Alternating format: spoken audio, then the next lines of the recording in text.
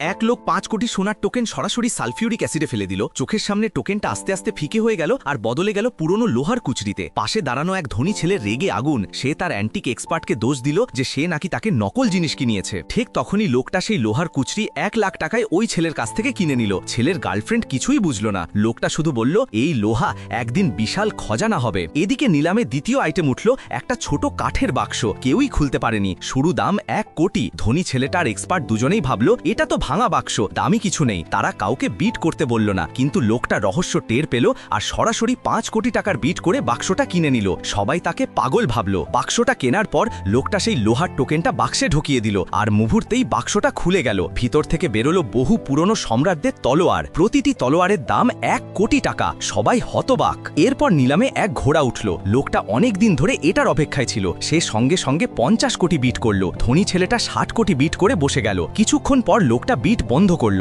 ছেলেটা ভেবেছিল লোকটা হেরে গেছে। তখন হঠাৎ লোকটা দাঁড়িয়ে 100 কোটি বিট করে ঘোড়াটা কিনে নিল। সবাই হাসছিল যে সে নাকি নকল জিনিস কিনেছে। কিন্তু হঠাৎ ঘোড়ার পেট থেকে ঝরে পড়তে লাগলো অসংখ্য সোনার দানা, আর প্রতিটি দানায় বিশেষ এক নকশা। সবাই স্তম্ভিত।